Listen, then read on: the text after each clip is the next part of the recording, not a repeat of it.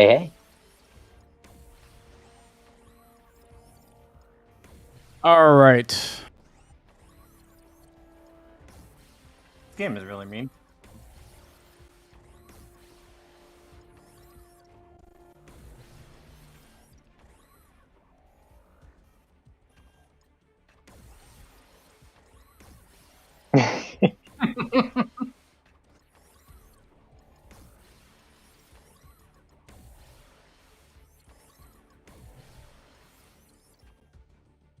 No, you have not. Like, legitimately have not made it crystal clear that, guys, Warning, you haven't the seen the following movie. product Leave. will spoil many movies. Please, make sure to mute or leave. This is your final warning.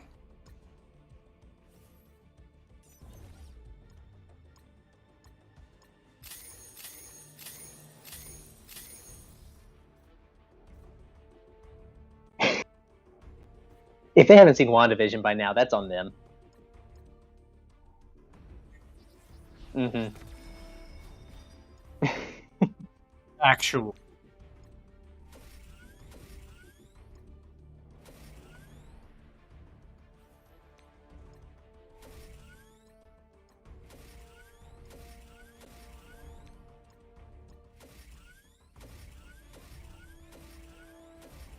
Strike Forces, I've got to do some raids. Future Revolution and Future Fight, because those are the two new updates for the movie. So you guys will see that as well.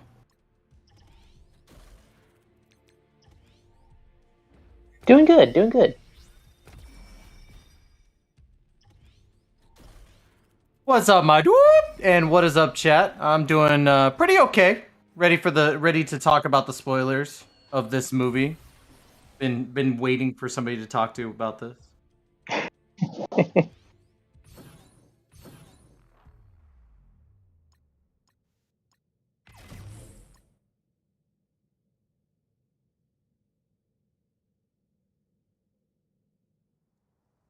I liked it.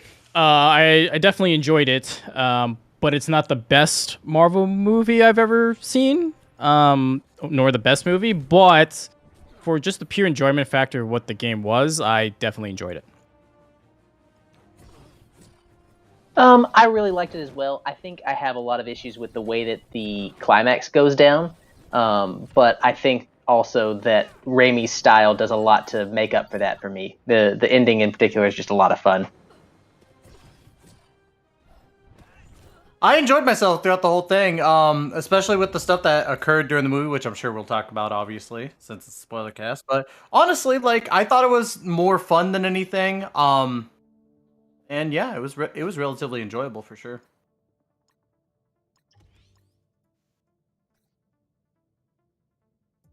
Yes. You hated it? Yes. I didn't have a chance to. No, dang.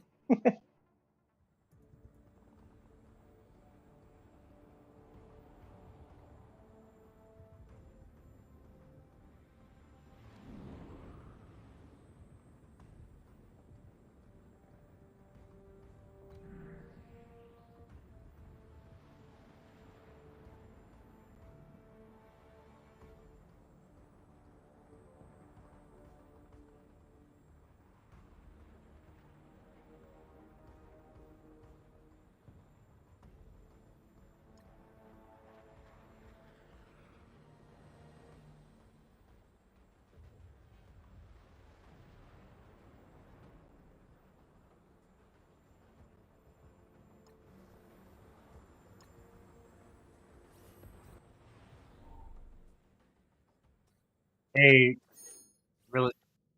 Hey, Alex, sorry, but yeah, you're getting no volume. Yeah, Can't hear like, Alec. Yeah. yeah.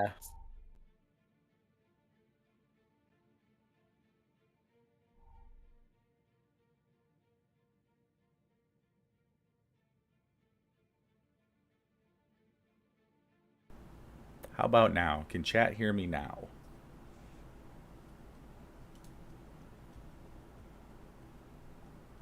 Yep. They could. I hear you on stream now. Yep. Okay. Yeah. Sorry, guys. Brand new computer. Literally just finished setting it up like 15 minutes before the stream started. So I apologize for that. So we're not going to spoil or we're not going to go beat by beat down every point of the movie. We kind of kick things off in a dream sequence with Defender Strange and America Chavez. They're being chased by some demons. They're trying to get some magical MacGuffin book that can give them literally anything they want. Like, I'm not making that up. That's literally what the book is described as. It will give you exactly what you need to win. The room of requirement in a book. Yeah. Already you're starting to see some of the things I don't like about this movie. Everything's a freaking MacGuffin. Everything's a MacGuffin in this movie, including America Chavez.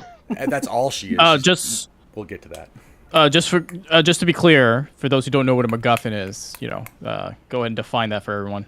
A MacGuffin is something that exists solely to move along the plot. Usually it's an item. So, like, a very famous MacGuffin is the Maltese Falcon, if you guys have ever seen that old-ass movie.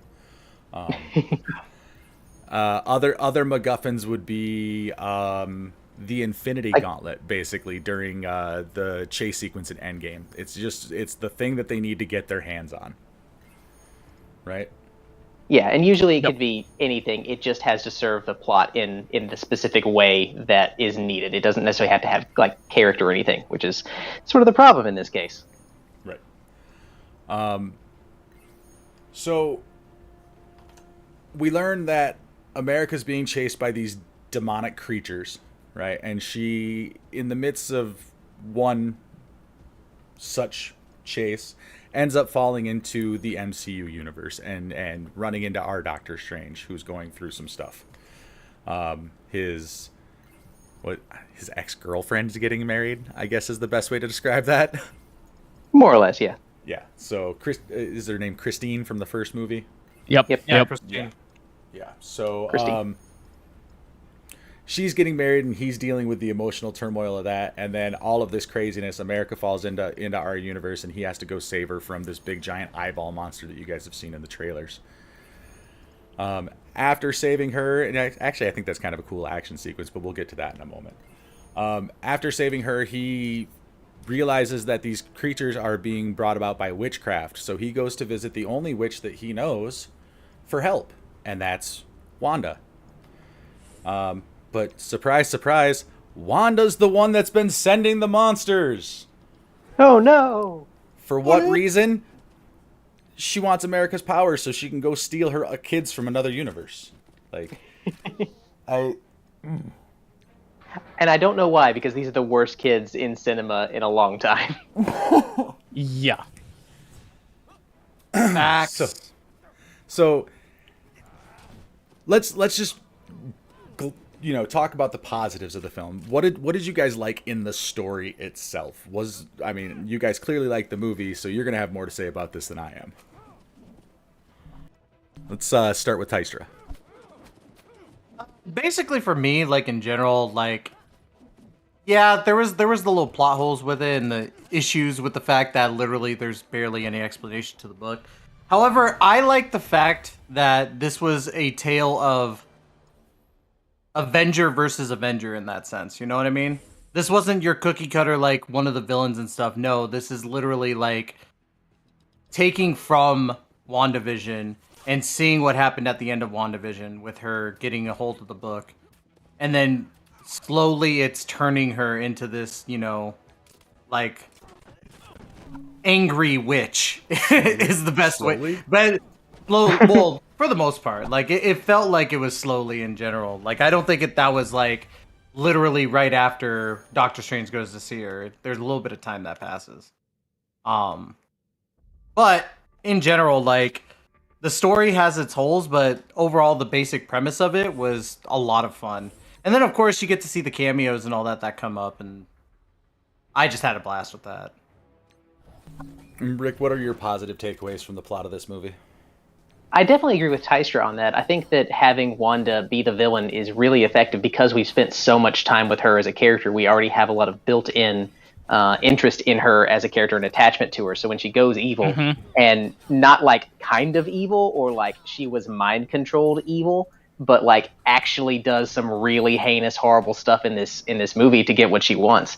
I like that because it's not something you can very easily retcon back and bring her back and just, okay, she's a good guy now. So it gives this movie some weight that it wouldn't normally have. I also just really like seeing Strange in this movie. He's a lot of fun just as a character, and we've seen a lot of him lately where he's a like glorified cameo that will show up for a little while. And so getting to have him be on stage and be in center stage is also a lot of fun. And also, the Illuminati is a stupid name for the group, but I did like getting to see that entire group of alternate, versions of these characters. Mm-hmm, mm-hmm. And Nolar, what are your positives from the story? For the story, you're just strictly talking about story? The plot, the story, whatever, yeah. Okay. For the plot perspective, it's fairly simple. How they execute it, we can all disagree or agree or whatever the case may be, but it's just like Doctor Strange helping out Wanda, trying to get her through the grief and all that stuff. I like that simple story outline. When it comes to that, there are obviously some issues. Like, that's why I don't think it's like the highest. I don't think it's even in the top 10 MCU movies, or just as a standalone movie. But it was thoroughly entertaining because of the style, not necessarily the substance of the plot. So the plot is actually pretty thin at least for me, when it comes to impacting. And I think that's where you and I would agree. But when it comes to the story, it felt simple, and they executed it mostly well. There's a few things that I have issues with, but for the most part, it was pretty good. And there's not much else I could say about it. Okay. Pretty much everything you guys just said is your positives or my negatives. All right, that's good. That'll make for interesting conversation. So, I felt the plot and the story moved way too fast. Like, I've had issues with pacing in films before where the movie's too slow. Like, my biggest issue with The Batman was the fact that it, as a film noir, just takes its time. It's a 3-hour movie that could have been 2 hours and 15 minutes with the right editing. Yeah, I could go along with that. This is a 2-hour movie that needed 45 more minutes of story. I don't know that I think it needed more story so much as it needed to use what time it had better, because I do definitely see where you're coming from with that criticism. Mm-hmm. I think that it's very light on character as far as Strange. I think that he could be better served, even though I enjoyed him a lot in this movie. I think that he could be better served as a character and having a better journey as the movie goes on. Yeah. I think the core story for Doctor Strange was already told in Doctor Strange 1. This is literally about Stephen overcoming his ego, but the plot of Doctor Strange 1 was about Stephen overcoming his ego. On the other hand, though, Doctor Strange, the first one, was not very good. So, I'm okay with them revisiting the idea, although I agree that this didn't really work on that level. It didn't tell that story well. I wouldn't say that this was about Doctor Strange overcoming his ego. Like, that doesn't seem right. It seems more so like he's just trying to be honest with himself and get over the fact that, he can't have Christine. Well, I mean, that was the overall. It's not just that. It's just that 2 different Christines told him his biggest problem was that he always had to hold the knife. And his big moment of character growth was when he didn't kill America for her powers and told her that she could do it. He let her hold the knife. And we don't really see him screwing things up when he is the one holding the knife, so to speak. It's not as though the previous movies that he's been in have been complete disasters because he was holding the knife. In Game, everything kind of succeeds because of the thing that he decides to do.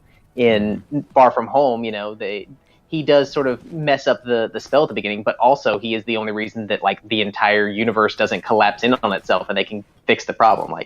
And he still puts a lot of trust in Peter to take care of a lot of that by the end of it. So it just does not hold true to me to his character that that's his journey, and it also kind of ruins the climax the way that they choose to handle that. Yeah, my biggest issue is mischaracterization of characters throughout the whole film. But we will get into that when we talk about each individual character here in a moment. Do you guys have any negatives that you want to talk about? Because, I mean, if I was going to say anything positive about the film, it's the fact that there's not Marvel humor in it. That typical oh, we put this line in here just to be a funny. Like there's humor in this film. There are legitimately funny moments in this film, but they actually feel earned. It doesn't have that Whedon-esque dialogue that kind of the MCU is known for. Yeah, I'd agree with that. So that's my big positive of the story and writing for the film. Okay, so when I saw it a second time, it's there. It's just in the first act. That's it. Like when they sit down in the cafe scene at the end of the fight, that's where like most of those quote unquote MCU jokes, that's where they were. After that, it went full Sam Raimi. And the humor is not there anymore in a good way. I mean that in a good way. So I agree with you in the sense that if that's your positive, as in there's not a lot of that style, I would just say that they let Sam Raimi take the reins and he went with it. So yeah, which I appreciate. And He did a very good job with it. Yeah, so that was my note on that. Yep. If we're getting into negatives, though, I do definitely have a big negative. All right, hit me. If you want to build this entire movie around America Chavez as the central MacGuffin, we have to care about her. Like if this entire plot needs to be focused on us wanting Wanda not to get this girl, we need to actually care about this person as a person. And the problem with America in this movie is that she doesn't have a lot of character. She is bog standard, ordinary hero status character. She has a sad backstory and absolutely nothing that defines her as a unique character. And that's a huge problem, especially if they're going to give the climactic final moment of the climax to this character. I could definitely agree to that because the whole time, like, I didn't really care that America Chavez was there.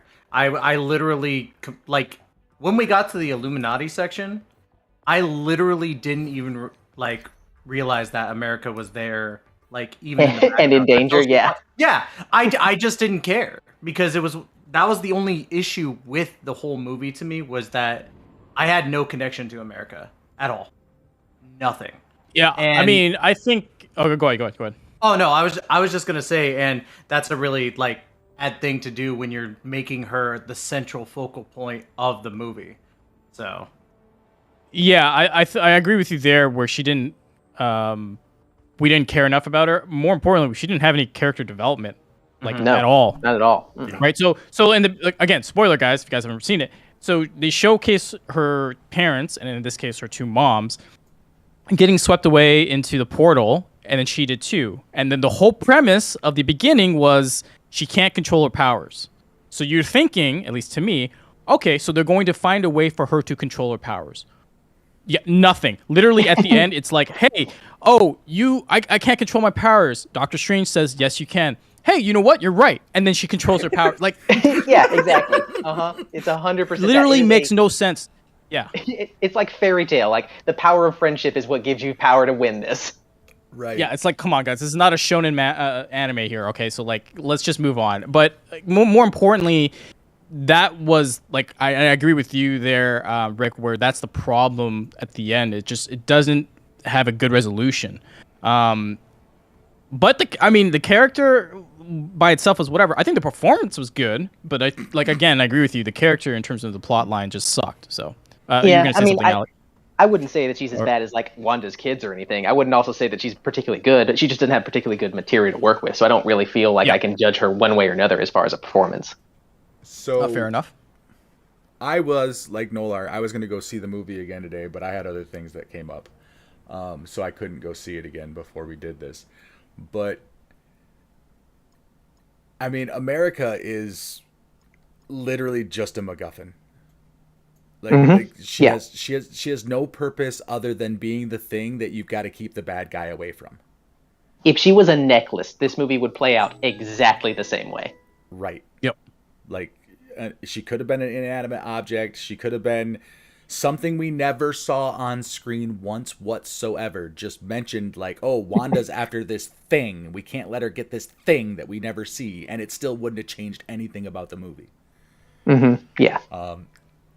If I was a fan of America from the comics, which I've never actually read a comic with America in it, but she is a character from the comics. But I mean, if I was one of her fans, I would be really upset with how the character was treated in this. Unless that's the way she's treated in the comic books, and then she probably doesn't have any fans, so, whatever. Yeah, same, to be honest. I'm not familiar with the character at all, so I can't judge it on that level. Yeah, so a lot of my issues with the story and plot of the film really comes down to characterization, and it's kind of across the board characterization issues that I have. I guess we can jump around my outline here a little bit. Since we're talking about characters so much, let's just jump right into this.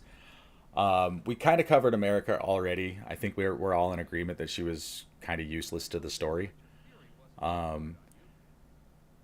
And Marvel has once again used its most beloved trope of found family. I'm glad I fell into your universe. Me too, kid. Like, Why? You guys like hung out and didn't particularly like each other for most of the movie. right?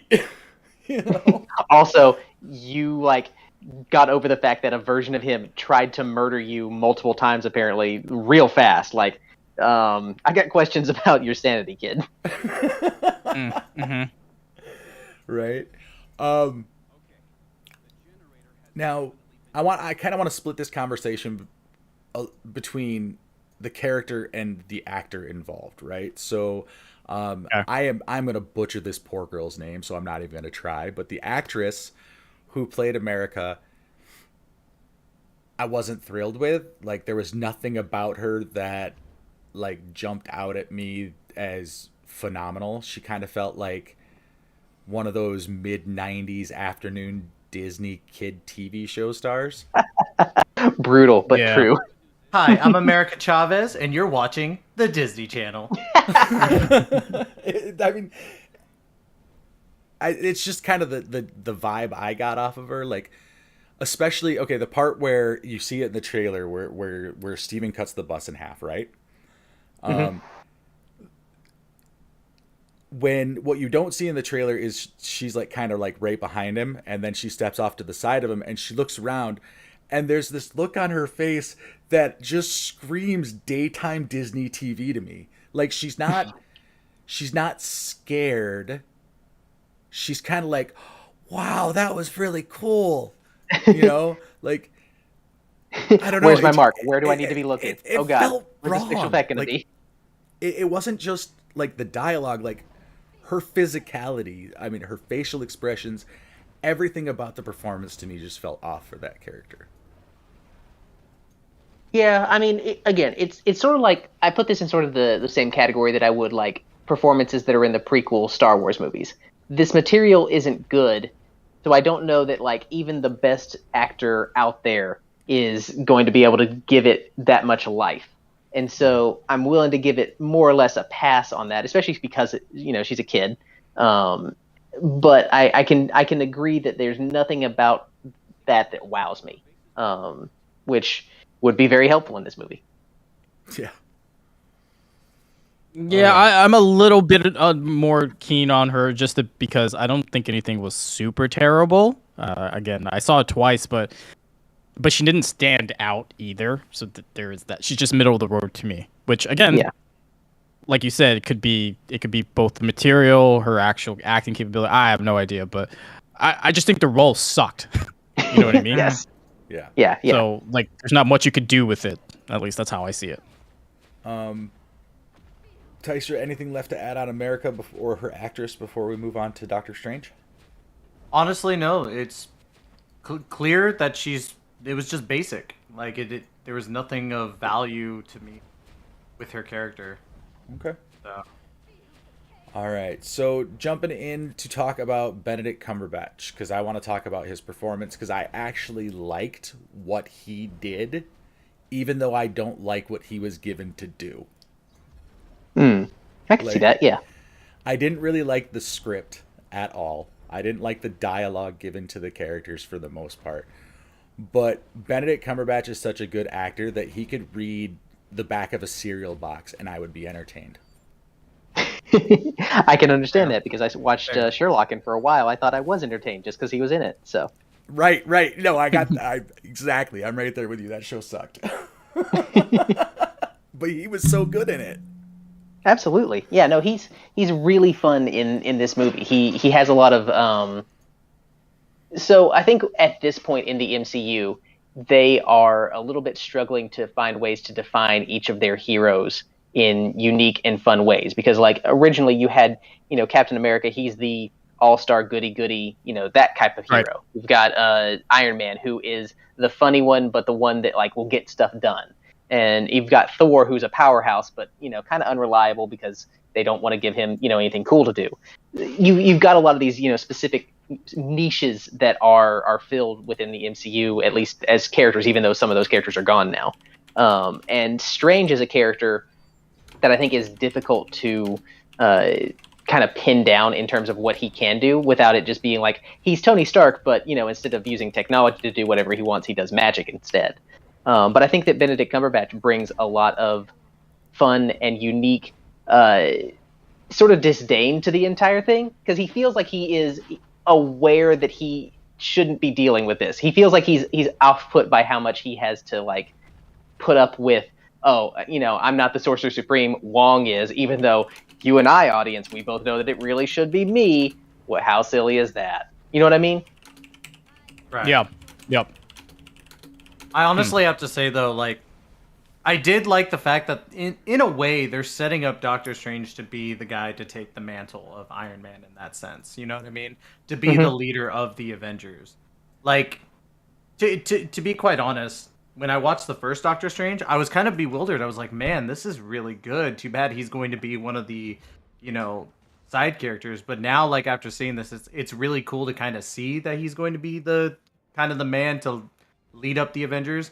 I will say though, like I don't like the trope of turning the serious character or always turning the serious character into the jokey character, which I feel like they're kind of doing with Doctor Strange. And I understood it for Thor because, Chris Hemsworth is just a gem in my opinion. So, like Yes. him being Thor and being a jokey guy, like I love it. It's absolutely fantastic.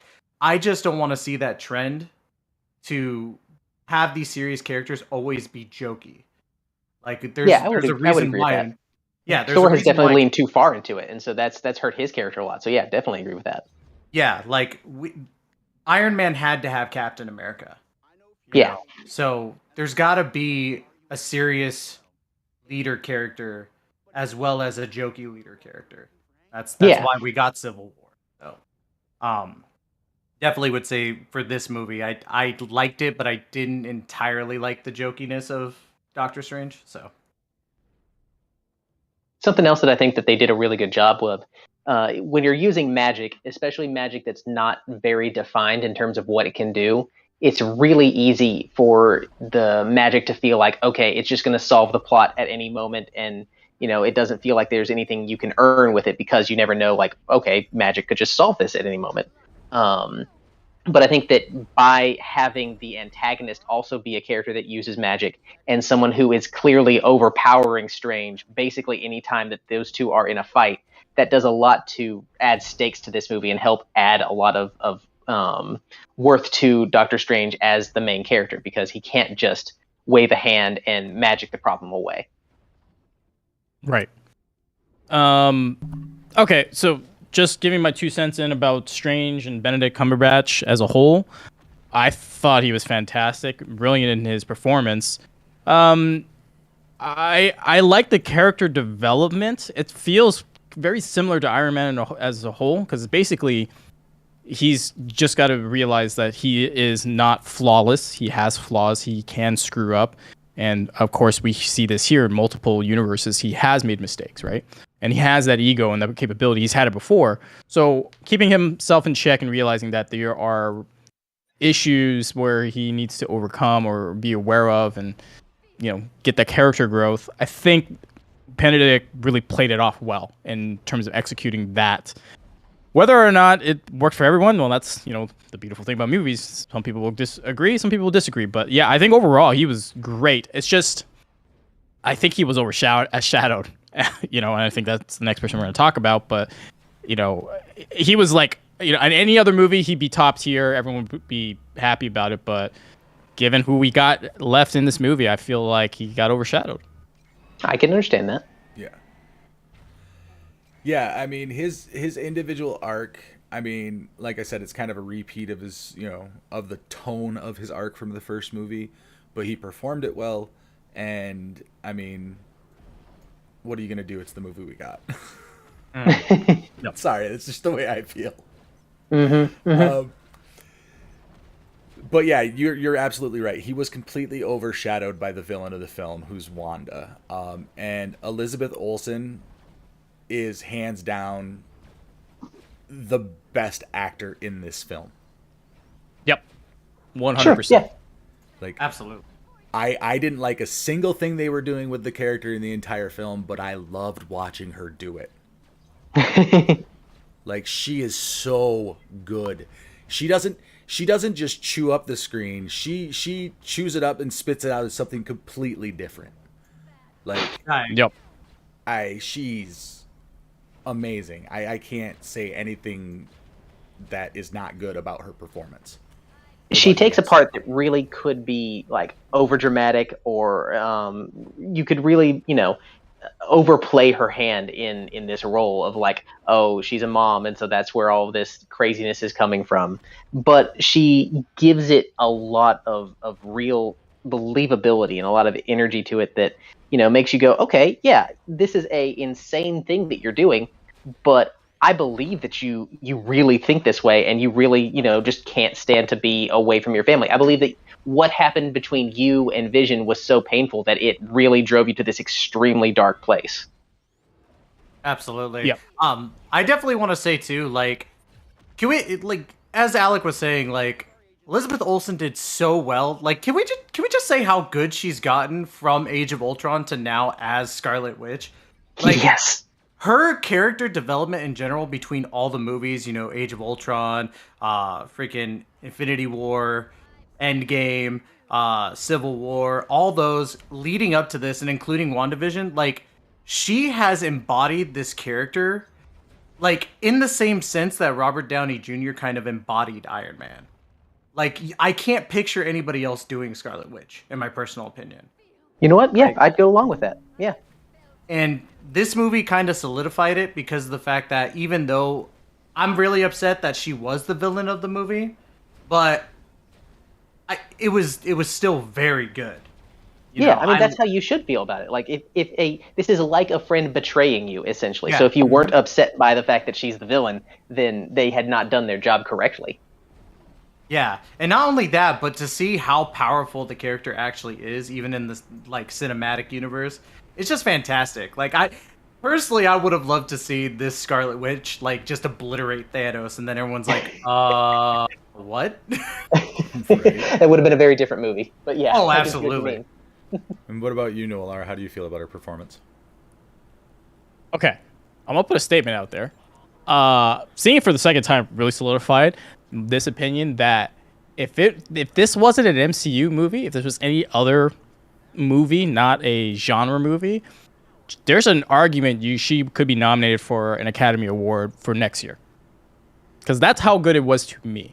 Again, I'm not a critic, like I'm not part of the Academy, but I was enthralled by it, completely bought it, and I'm on the opposite end of you, Alec, where like I liked what they did with her character. And she just executed it so well, right? Just the little nuances, like watching again when she like ticks her face when she says that line, like that doesn't seem fair, right? Like, oh, I forgot what the whole line was, but you know what I'm talking about when she's talking to Doctor Strange in the beginning, in the first act. Yeah, that doesn't seem fair. You She's break like, the rules and become a hero. I break the rules and become the villain. That doesn't seem fair. Yeah. And then when she says she doesn't seem fair, she like turns her head a little bit, and like there's a tick that goes down. It's like just perfect execution on her acting. So I was thoroughly pleased with that. Now, to circle back to the plot about, was Wanda being the villain being, a little too much or whatever. I'll say this.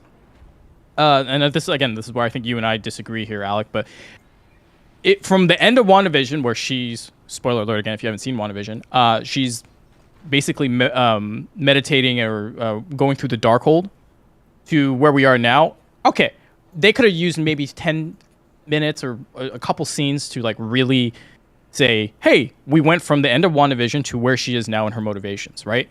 But basically I feel like they missed a step or two. Like when you're looking at a stairs for an analogy, you just jumped 1 or 2 steps.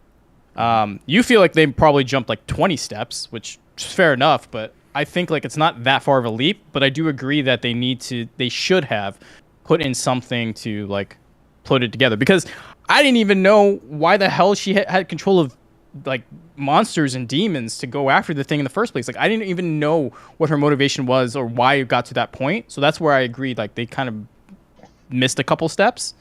But it does yeah, feel like you have to go back and do your homework to find out, like, okay, why did Wanda suddenly turn evil? And that's not the way you want it to go. Okay. And then just let me wrap this point up. And it's a little bit, it's a divergent point a little bit. For every other Marvel property, you could just go in and watch, and you won't like be lost, right? I want to say that most of us are MCU fans, or we watch all this stuff, so we weren't lost because we've been watching all this stuff. But if you were just a casual fan and you jumped into this movie, you would be completely fucking lost. Like you would have no idea what's going on, because you hadn't seen WandaVision, you hadn't seen the motivations, and even then, like we saw it, and you felt like they missed the mark, and I feel like they could have like cleared it up a little bit.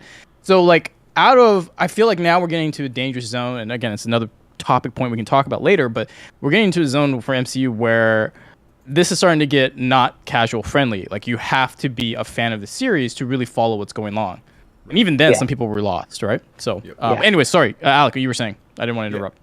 Yeah, so I'm actually glad you guys brought up that post-credits thing and doing your homework, because I actually went back and rewatched it. The post-credit scene from Wanda.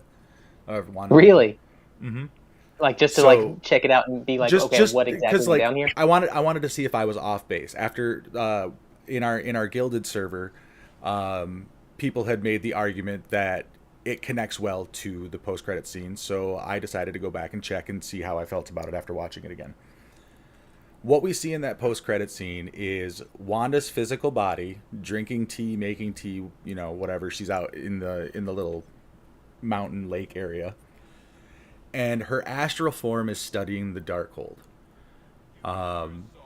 Then we hear her kids say, "Mom, help, please help." And then it looks like she closes the Darkhold and it flashes off, and that's where it, blips off the screen, and that's where it ends. So we go from she has a motivation to search the multiverse to help her kids who are screaming for danger, to I'm going to murder a person to steal her powers to kidnap another version of me's kids. It doesn't connect well at all.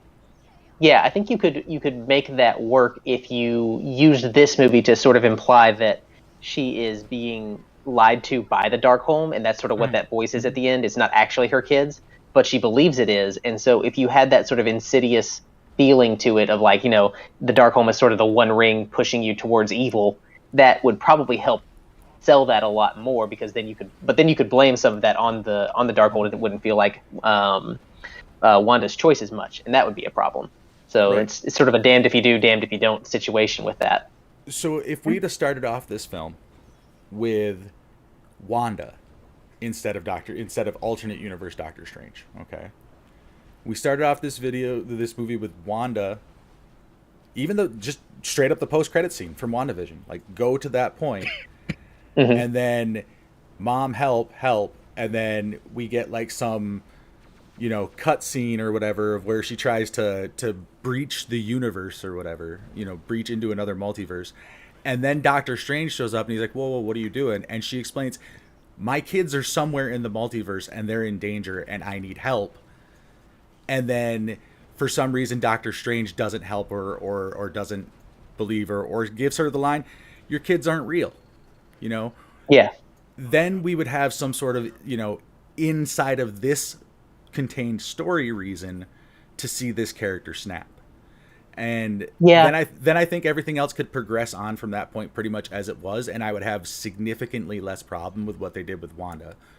The MCU. I think my biggest issue with that is giving her a reason that justifies her decision makes her less interesting as a villain, and that's the only problem that I would have with that. Is like, if you want to do that, you can do that, but I really like that they didn't try to lean out of the fact that she's a villain. They didn't try to like give her an excuse for this.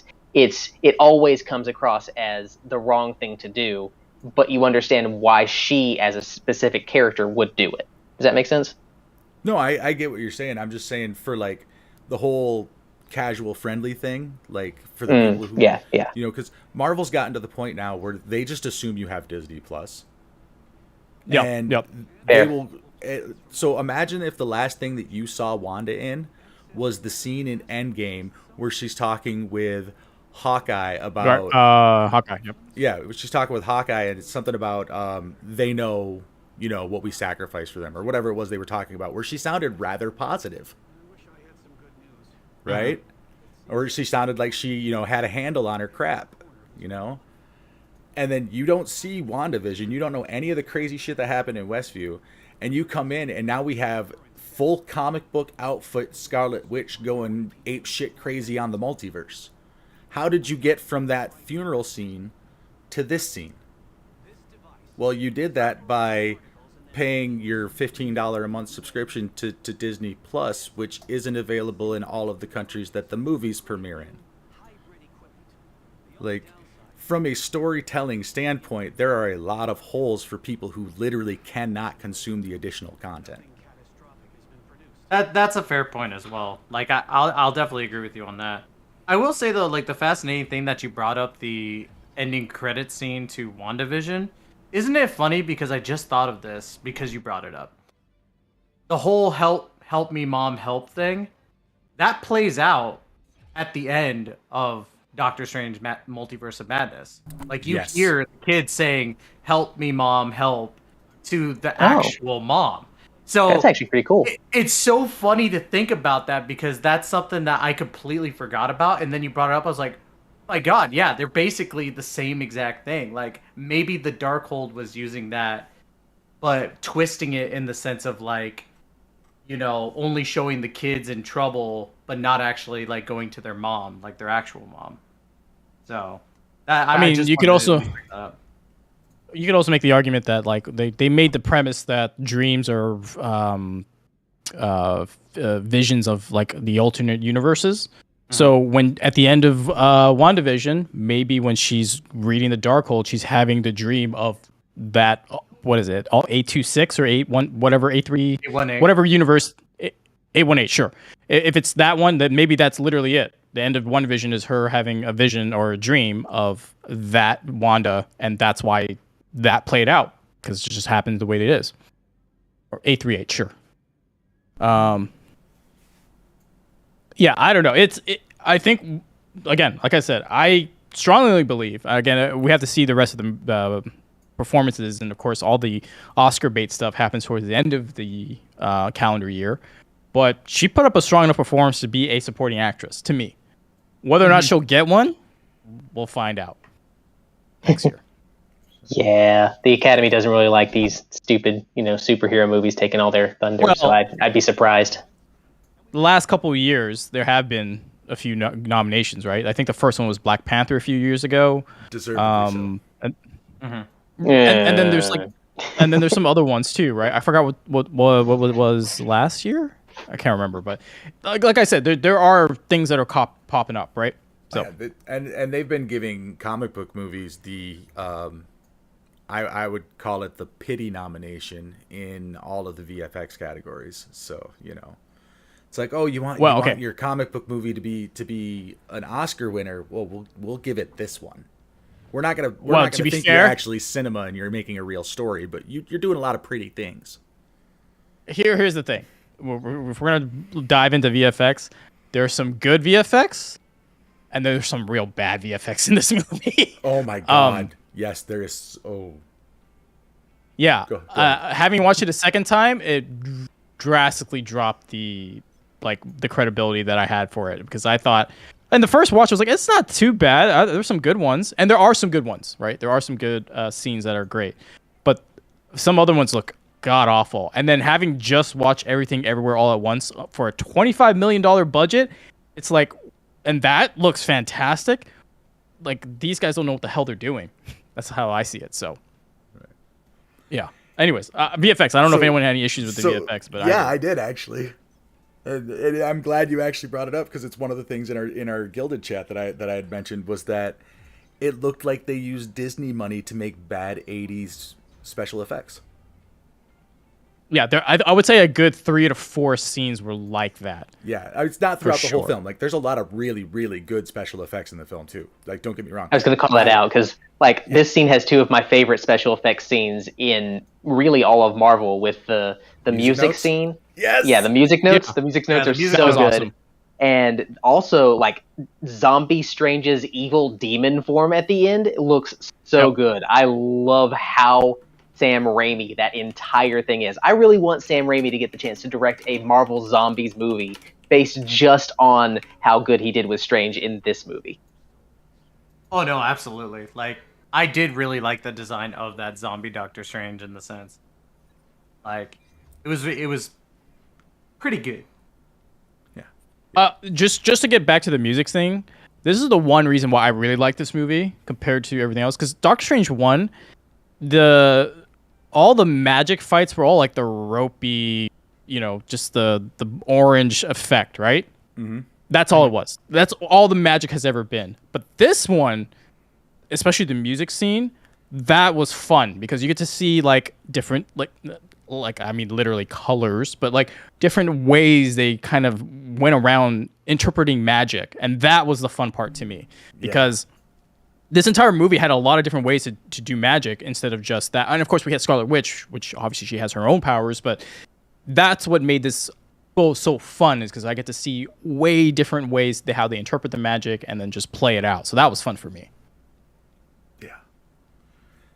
Ty, any thoughts about the special effects from you? Personally for me, I just really didn't see too many problems. I'd probably have to watch it again to get that experience that Nolar got, just to see like, okay, what looks really terrible. But in general, I can't really think of a time when the special effects really got under my skin in the sense of like, wow, that looks, disgusting. But yeah, that's really all I could say about it. Like, we already touched up on the music notes because that was like one of the coolest freaking scenes as well. Like, I really appreciate it because it's something unique to what Strange specifically could do. Like, no other MCU character could make that scene work the way that it does, and it's just a lot of fun in how just unique it is, And exactly. And it's so in character with Doctor Strange, because in the first film we were told that he is a huge music aficionado. He's a big music junkie.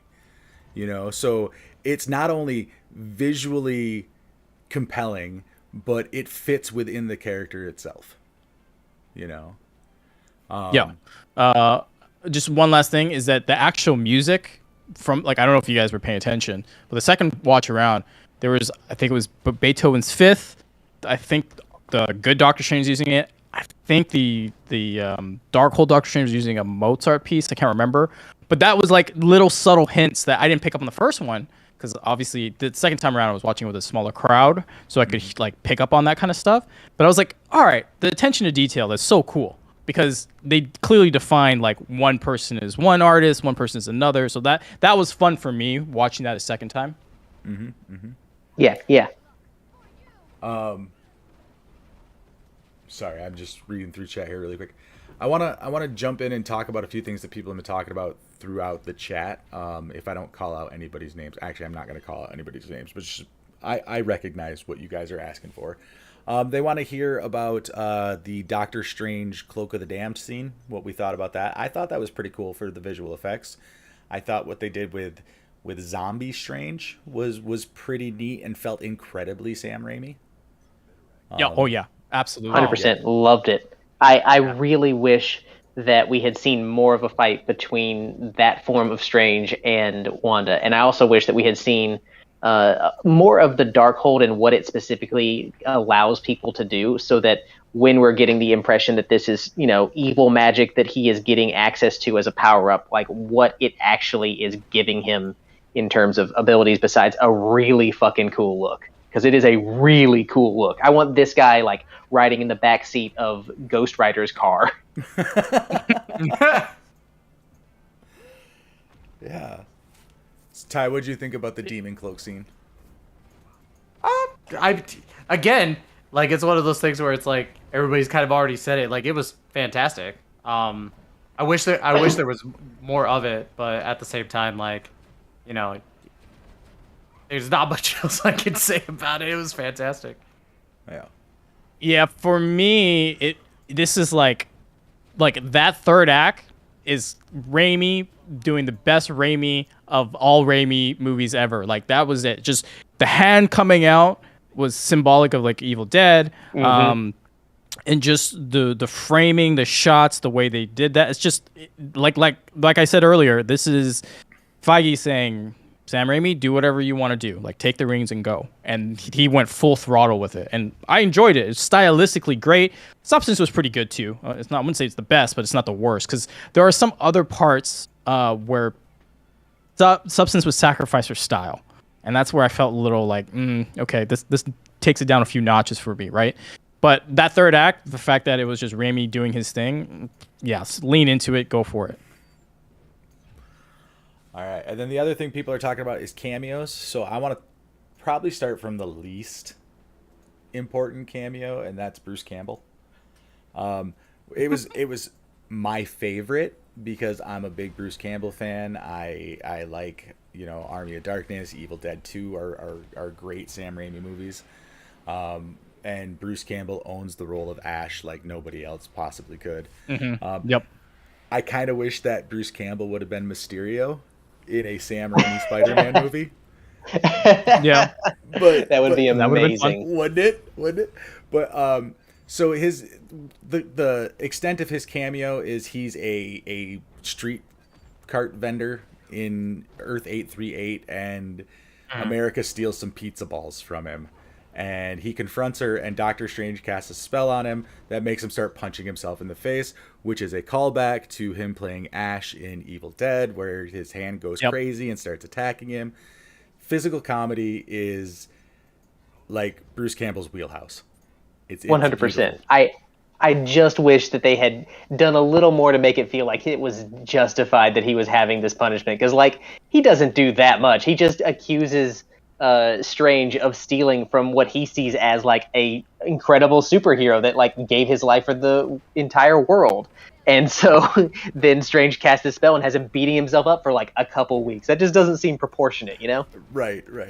Out of character for Strange, I think. Yeah. Look, nonetheless. I was extremely happy about like to see it, but all I gotta say is, fuck Marvel for doing that to me at the ending credit scene. I was so upset just because like I was like, okay, what's next? What are they gonna do? They're gonna tease something, and then he just goes, "It's over." You asshole. Yeah, it is a very like they all go eat shawarma like type of ending. Yeah, and I was like, I literally got up and I'm like, are you kidding me? I exclaimed like loudly, and people are just laughing. I'm like, God damn it! My buddy's just laughing his ass off. Like, this is some bullshit. I'm going home. Just like, but no, it was funny as hell. Like, I did enjoy it. By the way, those pizza balls looked freaking fantastic. I'd try them. I'd give them a shot. I'd eat them, and that's not just because I'm starving myself. You know. Right. I don't know. I liked it. I mean, it had that kind of Ferris Bueller post-credit scene type of thing going on with it, where instead of it literally being breaking the fourth wall, telling the audience to go home, it's over. Like the spell ends, and he's like, "It's over," but he's also talking about the movie. It's yeah. You know, I think it's neat.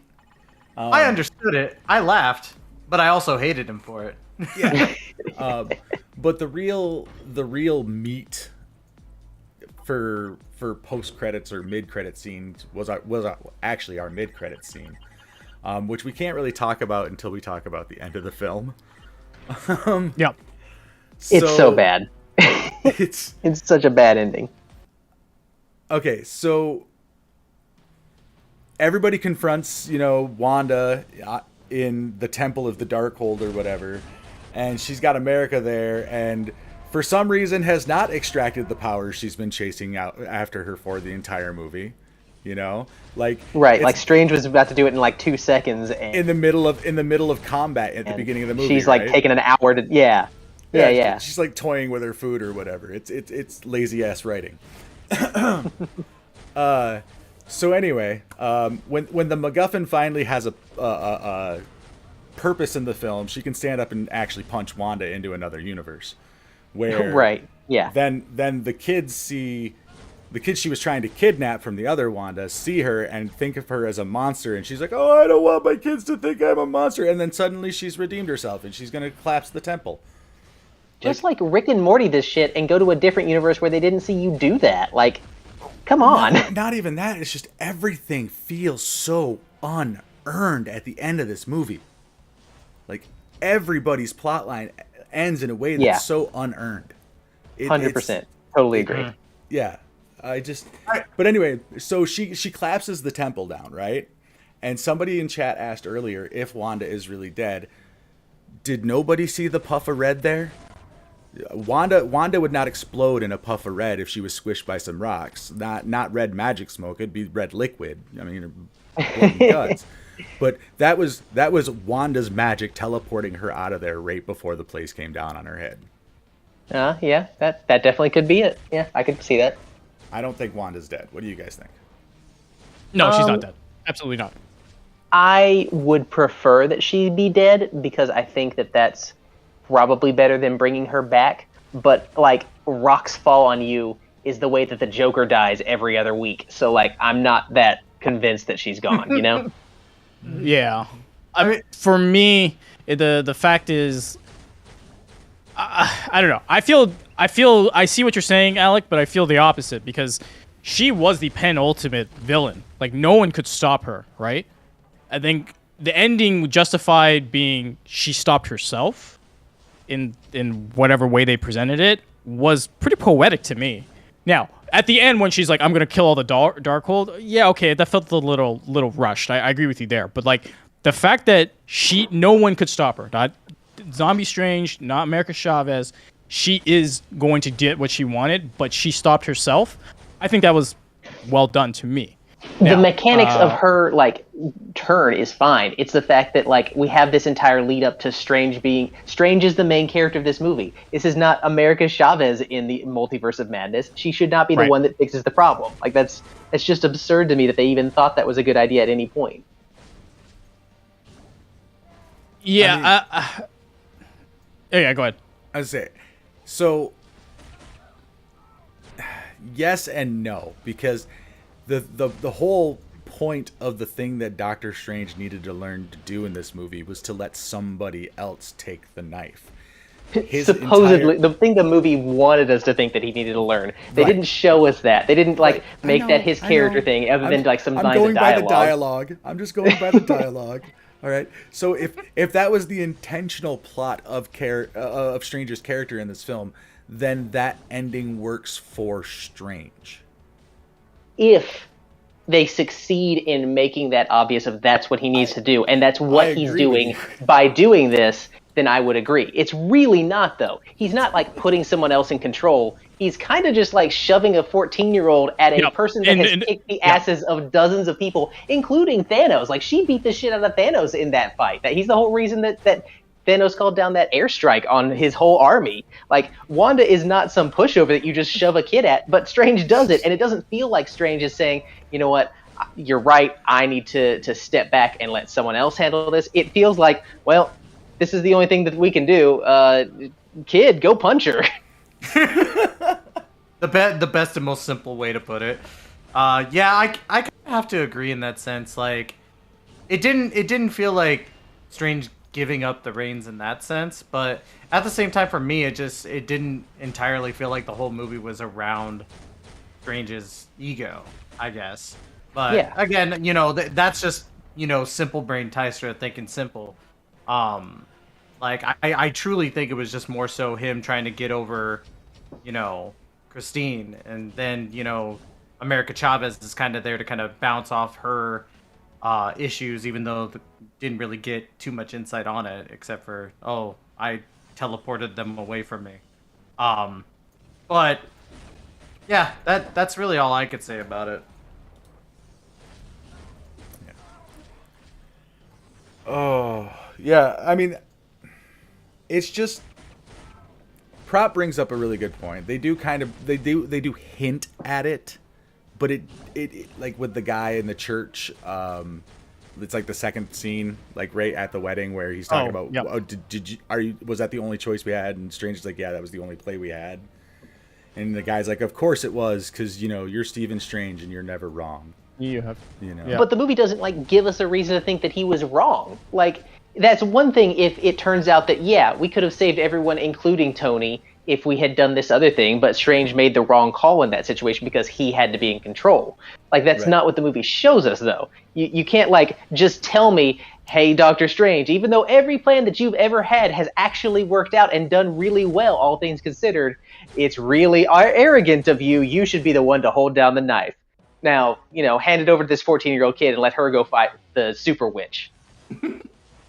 Right. I mean, I agree with you. Don't get me wrong. You've heard my issues with the plot of the film, or lack of plot, as the case may be.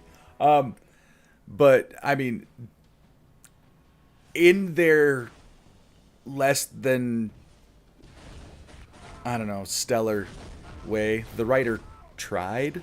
They failed. Yeah, but the attempt is there. You can see what the idea is. It just does not work. And I almost wonder if, like, I almost wonder, parts of this, especially with America, feel a lot like the way that Venom feels in Spider-Man 3 to me. Of like, yeah, I can tell this is the part that Raimi was not into and didn't really want to deal with. This was not where his passions were. So I don't know if that's true. I don't have anything besides my intuition on that. But it feels like America Chavez was the part that he was like, oh, I have to have this kid in here? All right, well, she can punch through dimensions, I guess. Okay. Yeah, so, I mean, just go ahead. On a side note, the first cut was 3 hours, so they cut an hour of story out of this. So I want to see that. I would watch the hell out of a 3 hour cut. That's the thing, right? So there was the initial cut, and then there were reshoots, and now we're down to 2 hours, well, just over 2 hours, right? So like, there's a lot here that we don't know about. Again, like, things might have been fleshed out. Like, they could have kept that like 5-10 minutes for Wanda's thing in the beginning, or they rewrote, the motivations for Strange or whatever. So like, I mean, of course we're critiquing the final product because they went through the visions and edited it, and here we are. And it's, to me, kind of a bit of a mess. To Alec, it's a total mess. But yeah, I would really want to see like what was in that 3 hour cut. I would almost feel certain that there's a lot that's a lot better in that. That's my intuition on it. All right, so I want to jump into chat for a second.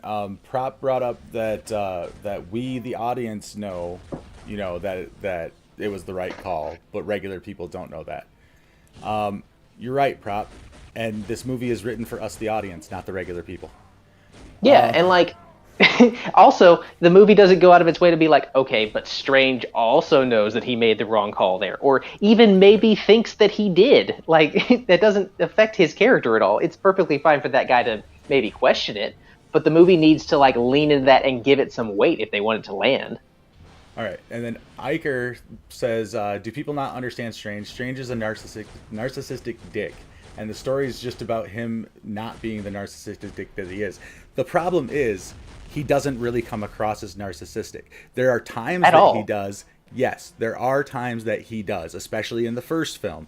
But as a supporting character in every other film he's been in, he has been the catalyst for the success of the team. He's been like super chill and helping everyone that just comes into his door. Like, he's just like, I'll completely fuck with the multiverse for you, Peter. No big deal. Whatever. You're a bro to me. Like, so, what the hell? That's not the idea of a narcissist. Right. So, like, I know who Strange is in the comics, and he's a very different character in the comics. He's much more of the narcissistic asshole in the comics. He really is. But in the MCU, he is the guy who makes the right call almost every time. Now, he made a terrible lapse in judgment by not at least explaining what the hell the spell does to Peter, but again, lazy ass writing. And the further we get in the MCU, the more I'm seeing lazy ass writing. Like, they are doing things with characters that they're doing it strictly for the sake of the plot. They're not doing it because it would be something the character would actually do. I mean, you're telling me that this doctor who's, you know, taken an oath of do no harm would cast a spell where a dude punches himself for 3 weeks? Well, I mean, I wish they leaned into that more, honestly, because then it would feel like you could make a much stronger argument for his general narcissism and his need to be in control in that situation. The problem is that the movie just doesn't show that to us. I mean, It hasn't they for have his last several appearances. I mean, he has some things, like, it's just not apparent. That's the thing. Like, him not bowing to Wong in the beginning, right? Like, Yeah, but he's not like, hey, Wong, I should be the Sorcerer Supreme, and we all no, know I know. And so that's what I'm saying is, like, there just wasn't any... I think to wrap this up and move on to the next point, there's just no consistency or coherency to that. Like, they want to show him as a narcissistic, they kind of show him that way, but not fully, and then, like, kind of retcon some of the stuff he's, you know what I mean? So, like, I just feel like when you're getting to the stage with the MCU now, and this is where I'm starting to worry, is that there's just no throughput here where it's consistent from one writer to another director. You know what I mean? So I wonder if it's something that they were worried about, like they didn't want, people to turn against Strange. Like if they have him being an actual narcissistic asshole, then it could be very easy for the audience to be like, come out of this like, I don't like Doctor Strange. I'm not going to buy these Doctor Strange toys. Right. And I wonder if that's what was in that 3-hour cut is there's a lot more of him being a narcissistic dick. Well, just to wrap this up, like, yeah, I could see your point there, but the other thing too is that they had that totally with Tony, right? But the difference between Tony and Doctor Strange is strictly Tony was super grounded. Like, it was the real world. Like, he could have been hell like Elon Musk or Bill Gates, right? Like, you thought that was real. Doctor Strange, we're talking the fantastical and the mystical now, so it's a lot harder to justify that character trait and then run off with it. You see what I'm saying? Without people completely writing the character off. While I think it's Tony, more that just the natural like charisma that Tony had, like that really carried a lot of him being a jerk. Like he would always seem to bring it back to where you're on his side, and I don't know that Strange could pull that off the same way. And the other, since we're talking about Tony here, the major difference in why Tony works as a narcissist and Doctor Strange doesn't is because Tony does things that they're bad, and he pays the price for them. Strange, when he does bad things, gets himself out of the situation. It doesn't excuse that he's done the bad thing, but he doesn't learn any lessons from it. He doesn't pay a price 99% of the time. So he feels rewarded for his narcissism while Tony felt punished for it. So I mean, he didn't get the girl. Well, that's my one rebuttal to that. I will agree with you on that, but I mean, at the same time, he still progresses throughout the movie and continues to make the right call, even if he is being a narcissist. True, fair enough. He accepts that and he moves on. I mean, that's probably where we see the biggest character growth, in my opinion, is when he tells Christine from 838, I love you in all universes, and then he's able to just move on. Like, he's like, I accept the fact that I can't have this Christine, I can't have my Christine. I really like that. I thought that was very on. Yeah, it's good. Yeah. It's the character growth that worked the most for him in the film, in my opinion. But let's talk. I think about it's really the fun Illuminati. Oh, go ahead. No. So, do you want to talk about the Illuminati, or do you want to talk about the way they die? I kind of actually want to talk about both.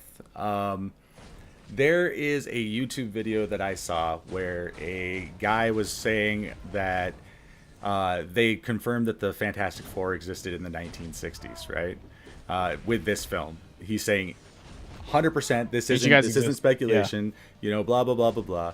So I just want to address that when Mordo is introducing the Illuminati, he introduces Reed Richards as Reed Richards of the Fantastic Four, and Doctor Strange says, "The Fantastic Four, didn't you guys chart in the 60s?" Now, interesting. There is a musical group called the Fantastic Four that did hit the music charts in the 60s. Again, we're going back to Doctor Strange being a huge music head. It's also a nod to the fact that the first issue of Fantastic Four came out in 1961. So interesting. It's not some confirmation that Reed Richards existed in the 60s and Strange recognizes him.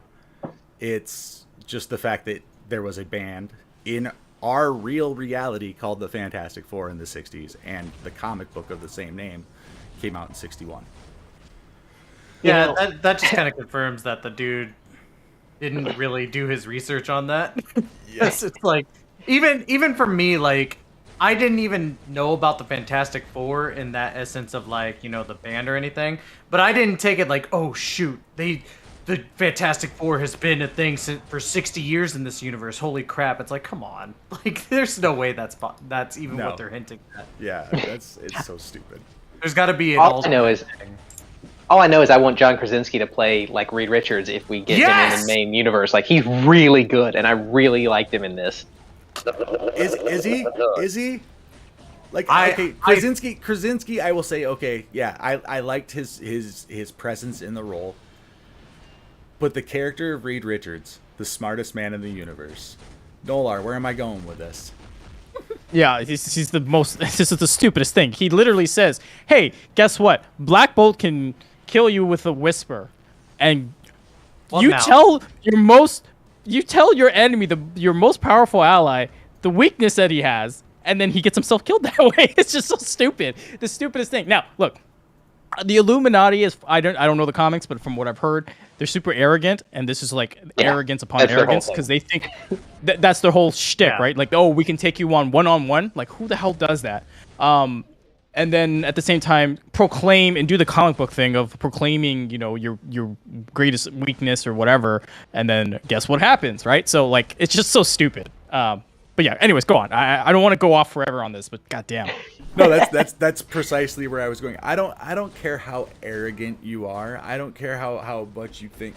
It is a stupid idea to tell the enemy what your trump card is at the start of a fight. It's tactically ignorant. And I mean, for that okay, to fine, come out of but the mouth of also, the man like, who was just labeled as the smartest man in the world is just yeah. But at the same time, you would think that the smartest man would go, well, you know, even if she does make his lips not exist anymore, it's not like his lips are going to be stronger than his brain. So if he talks then, it'll just rip through his mouth and it'll be fine. No big deal. Like, that whole scene all know how doesn't make that a ton went. of sense if you start, like, really trying to dissect it. I think as a like, horror scene, essentially, which is what it kind of is, Yeah, it really works for that. Though the whole Illuminati fight was predicated on horror. Dude, when I saw the trailer, I was like, this looks like Carrie. Yeah, Right? When she absolutely. comes in drenched in quote-unquote blood, it's PG-13, so it's oil from the Ultron machines, we get that. But it basically looks like blood, and like the way she hops around on barefoot, and it's just like, damn, this is Carrie through and through to me, right? So, Yep. I mean, look, I mean, Prop, was it Prop? Who made the good point here? Was it Iker? Someone made the point, I can't remember who it is, but someone made the point that, like, look, that 838 Wanda wasn't as strong as the 616 Scarlet Witch, right? So they underestimated her, essentially, because they had something to compare it to, and whatever they're comparing to was weak. Sure, I guess you could make that argument, but to be the strongest person alive, or the smartest person alive, and just announce how you're going to defeat them, it just sounds stupid, through and through. Right. Yeah, no, I agree to that. Oh, yeah, go ahead. Oh no, I was just gonna say I definitely agree. But kind of going back to the whole like John Krasinski cameo, like honestly to me, like, and maybe it's just because I've been such a fan of his work in general when it comes to, you know, obviously his time in The Office and then being part of you know, his movie franchise that he made. I can't remember exactly. Quiet Place. Quiet Yeah, Place, thank you. Quiet Place. I'm actually excited for number 2, but that I digress on that one. But I honestly never considered him to be Reed Richards. And then after seeing this, while yes, 838's Reed Richards is a stupid dumbass, I am excited to see him play more of Reed Richards when it comes to Earth 616, because I think that's basically what it's leading up to. Now the Hope Well, so. I liked him in it. That's really all that I have to say about it. Like he had a lot of good. He has a lot of good guy energy to him, and I think that's what you need with Reed Richards. Like Reed Richards needs to feel wholesome, and I think that he brings a lot of that to the table. He definitely fits the aesthetic of Reed Richards, and that's why I was like, wow, I never thought about it, but yes, absolutely. Really? Yeah. Because the fan casting has Yeah, been Reed it's- Richards and for years. Yeah, his wife for years. Blunt. That's all. And Emily Blunt, like they look the part. They're fantastic actors and actresses, so they could do the job well. But just because a fan casting they look the part, that doesn't necessarily, play to me, right? Right. Yeah, but when you're an actress but- of Emily Blunt's caliber, you could put her in anything. Well, I know Ugh. you could. And, No. okay, but I can't here's stand the her. thing. Here's the thing with Fantastic Four. So I'm gonna go on a little bit of a tangent. So John Watts, who did all of the Spider-Man, No Way Home, Far From Home, all that, right? He was supposed to direct the next MCU Fantastic Four movie, right? He was pegged for that, months ago, a year ago, something like that, a couple years ago, something along those lines. Anyways, he what was it, like 3-4 weeks ago? He stepped away, right? He's like, oh, I'm parting ways with Marvel for now. I need a break from the genre, blah blah blah blah. But it doesn't make any sense because he's still directing. If you need a break from like a deserved break, you worked on Spider-Man for 6 years, you would be like, hey, I'm going to go on the beach for like 2 months, right? Like I'm just gonna go do whatever I want. But he's making a movie with Apple, with Brad Pitt, and I can't remember who the other cast member is, but he's making another movie at the moment. So my theory is, instead of Krasinski being Reed Richards, I mean, he could still be it. He's going to direct the next Fantastic Four. That's where my conspiracy mind goes to. Because it's be like, John Watts, just take one for the team. Say we left amicably, and you could take another Avengers movie or whatever down the line.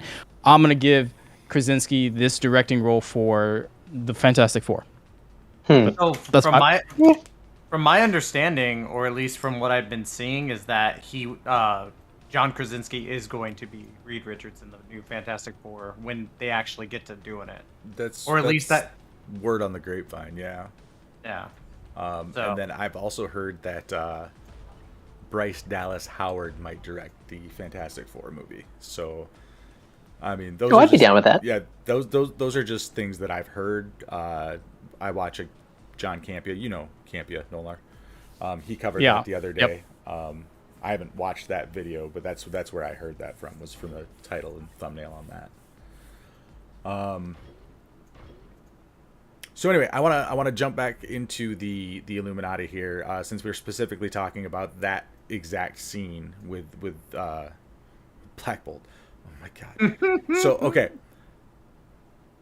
that, while a really really really cool horror scene, like his head blowing out the side or whatever, the character of Black Bolt, if you guys don't know, like, literally had to teach himself not to speak under any situation, because even a whisper from his mouth could crack the world in half. Like, That's his whole thing. Is his right, he's over. He's too powerful. Is his whole thing. So you're telling me a guy who has trained himself to never speak unless absolutely necessary would freak out when his mouth was taken away? Dude, that would be like vacation for the bro. I'd be like, oh wait, I don't have to worry? Oh sweet, here we go.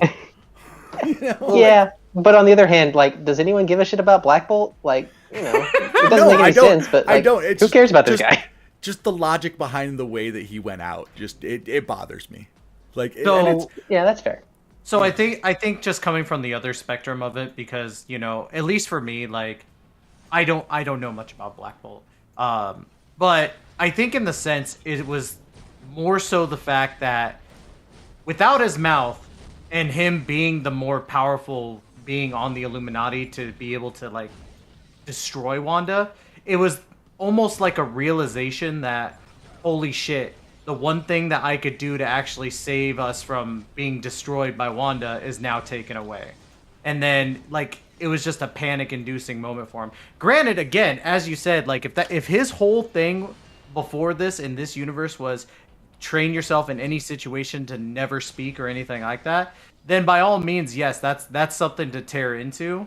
But I think they were going for the fact of, like, panic was setting in. He's going to get destroyed, so he has no way of, like, actually destroying Wanda before she destroys them. and I'm Gonna preface what I'm about to say here with, yes, I know this isn't the comic books. I know this isn't the same character from the comic books. But I have read comic books where this character has been impaled and not made a sound. I'm just amazed that we have all three Black Bolt fans in the chat right now. That's incredible to me. I think the most important, like the craziest part was this is a cameo. He was Black Bolt in the fucking Inhumans TV show that Disney and Marvel wants to forget they ever fucking made, right? So like when I saw him and I was like, holy shit, they brought him back. Like literally brought him back. Blew my mind. I was like, oh wow, okay, so we're going there today. So yeah, I don't know. I again, it just, the death was stupid. Well, I mean not stupid, but like the way it all awesome. It kind of. Yeah, and that's the thing is, I think they were going.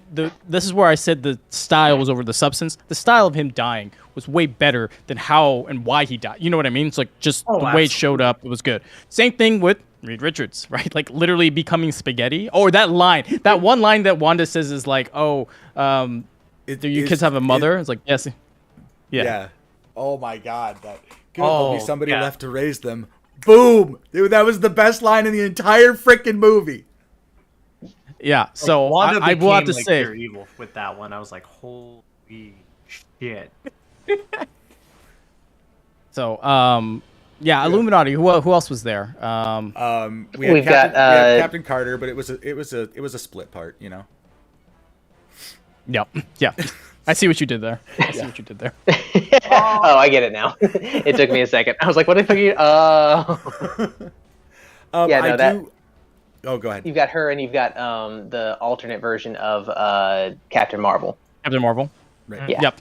Which I do like that they brought back the actress that was Carol's friend in her movie. Yeah, that was a cool idea. Yeah, using it's not Monica, is it? Monica is her daughter, right? I have no idea. I literally have put that movie as far out of my brain as I could because it sucked. Whatever. Anyway, but yeah, that in the comic books, that character actually was Captain Marvel for a while. So it's a cool nod to the comic books, and it's a cool pull from the previous Captain Marvel movie. Yeah. So, nice. I do, however, take issue with the way she died. There's no way in hell dropping a statue on Captain Marvel would kill her. We've seen her fly through starships. Didn't she? But like, wasn't the thing that Wanda pulled the power out of her somehow, and like that's why like basically turned her normal? That's the impression I got from the movie. Like maybe I've only seen it once, so maybe I got the wrong idea from that scene. But that's how I took it anyway. Toon got it. It's Maria Rambeau. Thank you, Toon. Personally, for me, I'd have to rewatch that, but you might be right in that sense. But even still, like in my opinion, I think Alec is getting onto that. Like that was literally the out of all the deaths of the Illuminati, that was the most like basic. Like, oh, she died because she got crushed by a statue. Oh man, that's crazy. Yeah. That it could have been a lot more interesting the way that they handled her. I'm just really kind of annoyed that Captain Carter lasts as long as she does, because I feel like the order should really go like Reed Richards and maybe her are the ones that just instantly get obliterated by this level of power. Right. I mean, Steve did hold back Thanos' fist for a bit. I'm just saying. Yeah.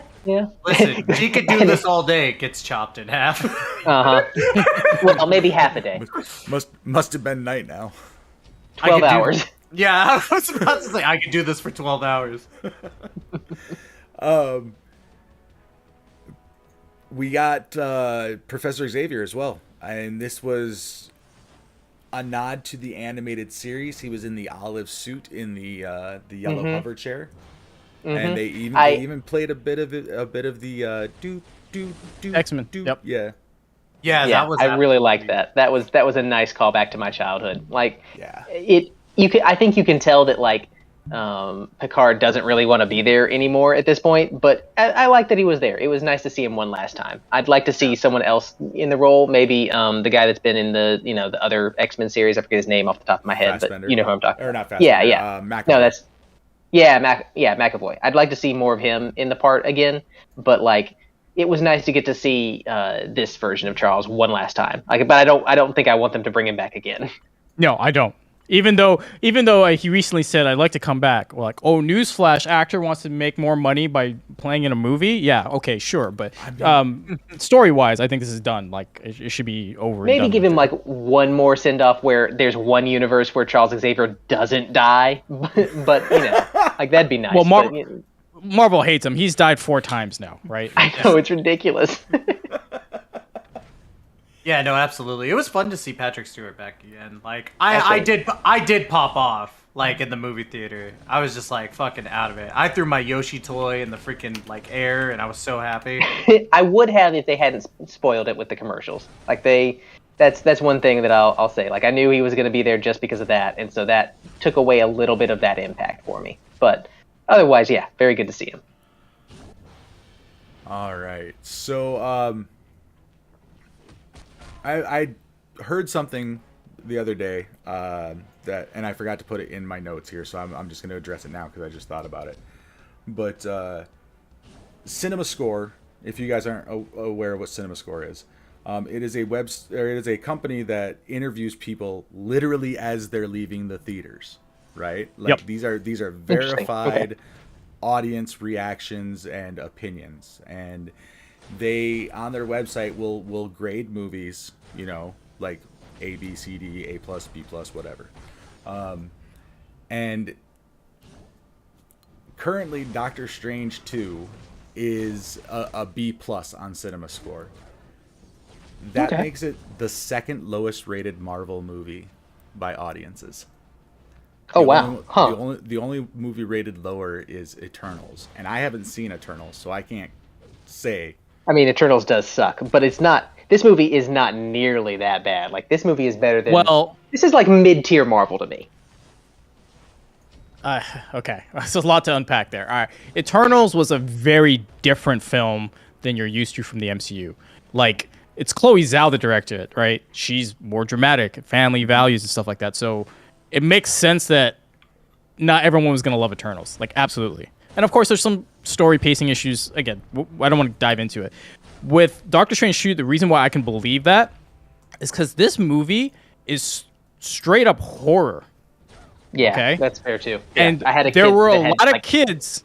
Yeah, I was gonna say there were the a lot of literally kids. left. Yeah, in the mid, like the guy sitting next to me had to leave because his kids were like, "Dad, I don't want to watch this anymore." Right. And so, the body horror, that one Kamar-Taj, I can't remember her name, the black girl that was in the Kamar-Taj, she was trying to save Wong, and the way her body disintegrates, that's pretty crazy. Or shit, when Scarlet Witch goes through the Kamar-Taj fortress through the mirror, straight up looks like the Ring. It was so cool. Oh yeah, for you and me, it's so cool, but it looks like the Ring. So like the kids, I could absolutely understand like if mom and dad was like, "Oh, it's an MCU Marvel film. Okay, that's cool. Let's go watch it." And then all of a sudden the kids start screaming, they want to leave. I could see why the Cinema Score, when they ask people like, "Hi, what'd you think?" "Oh, my kid hated it. I gotta go. There goes my day, or there goes my night." Like, I could see why that score is a lot lower than where it should be. The movie deserves. Yeah, I mean, so. I'm just saying, I think this is probably one of the most divisive titles in the MCU lineup as far as audiences are concerned. Yeah, I can see that. I mean, even for me, like, you guys have heard me say there's a lot of stuff about this movie that I like. And you also hear me say that I hated this movie. So I'm really torn, and I don't generally give like letter grades or number scores for a movie. I'm more of a yes, you should go see it, no, you shouldn't go see it. I mean, I don't know what to say about this movie other than here's what I think you should enjoy my say. time with it. Here's what I think you should say. If you're the type of person that has complained that Marvel movies have become too samey and too cookie cutter, then I think you should say, go see this movie, because it's not that. This is a very distinct, in a lot of ways, movies. Yes, it has problems. There are significant problems with it. But it, to me, feels very different in a lot of interesting ways. And I think it should be supported for that, even if you do have to take it with that grain of salt of, yeah, there's significant issues with it. Yeah, there are.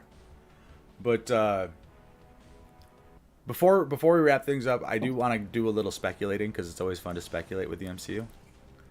So, where do we go from here in the MCU? Like, we still have the Kang multiversal war brewing from Loki. Not that the movie audience would know about that, necessarily, unless they're in one of the countries that has Disney Plus or they pirated the show, which we don't support. Do not pirate. And we also have incursions, like that was mentioned several times throughout the film. And now incursions were a thing in the comic books where universes started colliding. And it led to a story called Time Runs Out, where all of the universes ended up colliding. And Doctor Doom ends up... Secret Wars. Yeah, it was Doctor Doom right? and Molecule Man, I think. They end up... Yeah, doing something where they create a battle world, and then that's where the new Secret Wars stories come from. Interesting. There was a Secret Wars story in like the early 80s. It's where Spider-Man got his black suit. It was like a 12-issue comic book, like true just mashup of heroes and villains. Existed literally just to sell toys. Like that's why it was created. Like, it's a pretty good story for, what it was. And I do have a framed copy of the issue where Spider-Man gets his black suit because I'm a nerd. Nice. But I'm jealous. But I don't think that's the Secret Wars we're going to be leading up to. I think we're going to get more the new Secret Wars, the one where we're going to see universes collide and we're going to end up with some weird ass shit going on. I mean, I hope so. That sounds more interesting to me of the two. Like, I think there's a lot you could do with a giant, crazy mashup movie. And I think that the MCU has proven that there's an audience for that. But I would like them to always stay focused more on the character than on the fan service. Well, and it actually kind of worries me, and I want to explain why. Because Secret Wars, the 2013 Secret Wars, I think is when it came out, was the event that made me stop reading comic books. Wow. That was one more day for me, so. Oh no, I survived that. I survived that. I pushed on. It was hard, but I pushed on. I've read every issue of anything Spider-Man related from 1962 when he came out until 2013 when I stopped reading comic books. That's amazing. So it was also spectacular and sensational. It's a whole web of things that I could say about Spider-Man. of adjectives, yeah. Yeah. So anyway, go ahead, Nolar. Okay, so I am not a comic aficionado. I mean, I'll read whenever I can, but my time is fairly limited here. In my Marvel Strike Force alliance, so not this game, the other one I was playing earlier, we had a Doctor Strange spoiler discussion, and this guy laid it out for me. I'm just gonna read it out, and you can tell me what it means because I don't know anything about this. Right? He says, the third eye for Doctor Strange means a lot. Strange is going to become the Black Priest, or at least one of them. And you got to remember, it makes sense based on the Illuminati scene that their Strange destroyed other universes to save his own. And even though, quote unquote, all the Dark Worlds were destroyed, we got to remember that was established in the first movie. Strange has a photographic memory. So he's still going to be using spells from the book, and he's still arrogant enough to think he can control it. And the whole thing with the Black Priest is to destroy universes during incursions to protect others. With Clea showing up at the post-mid-credits scene, Game of Worlds comes into play, which directly leads to Secret Wars. Okay, you tell me what the hell that means. I kind of followed it. I could not tell you more than what's on the page, so. So, Alec? Game of Worlds, I'm not familiar with, but I'm going to assume it is a Doctor Strange story. Let me Google this really quick. Or let's talk about Clea. So why don't we talk about her? My limited knowledge of Clea is she is the niece or daughter of Dormammu, the villain from the first Doctor Strange movie. And she is, at times, an adversary and ally to Doctor Strange. At one point was his protege, and then another point was his wife. Yeah, I was going to say love interest, right? So I can say that Doctor Strange is probably going to get some Strange, right? Yes, Strange probably getting some Strange. Hell yeah, let's go. Get that. I kind of like that they did a good job of getting Christine out of the way in this movie so that they can like bring in this other character. It's Right. I take this kind of as like, you know, okay, we've moved on from Doctor Strange's Gwen Stacy, now let's get on to Doctor Strange's Mary Jane. And I don't know Doctor Strange as a character well enough to know if that's an accurate way of looking at it, but I'd like it to be, you know. Yes, the Great Game of Worlds is the Incursion storyline, which I believe is the Time Runs Out storyline. So he was saying the same thing I was talking about, just with way more Okay. words. Yeah. The Great Game of Worlds is what it's been called. Many multiversal groups and beings are active in what has been called the Great Game of Worlds. So, Nifty. yeah. That is somebody I mean, who reads I'm down for it. That is somebody who reads everything, like the press releases along with the comic books, because that's some knowledge there. Yeah, I don't know anything about anything there. I just went along with it. So, anyways, look, if whether that's the future, if we're going into Secret Wars, we're doing multiverse stuff, more multiverse stuff, or whatever, to be determined. I just think that the way they left Strange himself, where he's going to be off to another fantastical adventure, like it's more or less open-ended. And then Charlize Theron as Clea. Again, I don't know much about Clea, but perfect casting, I would say, because she's a fantastic actress, no matter what role you throw her in. So I'm up for it. Yeah, I'm excited to see her in the role at the very least. I mean, go ahead, Ty. Oh no, I was just gonna reiterate. Yeah, it seems like it's gonna be cool, and then just seeing in general, like, because I don't have any experience with Clea myself, or Clea, however you want to say it. So I mean, I'm interested, and I'm probably going to read the comics a little bit online and watch a few videos to kind of explain it, just so in that way I can kind of get an understanding of the character. Yeah, I don't know much about the character of Clea at all, honestly. I'm when it comes to Marvel, I'm huge encyclopedic knowledge of Spider-Man stuff and kind of a smattering of other things here and there. And I know quite a bit about the X-Men too. But I like Charlize Theron. I don't think she's ever acted poorly in a role. Like, again, she's had poor roles, but she's acted well in them. So I'm game for whatever they want to do. I mean, I've trusted the Marvel formula for 28 films, you know. Not gonna dip now.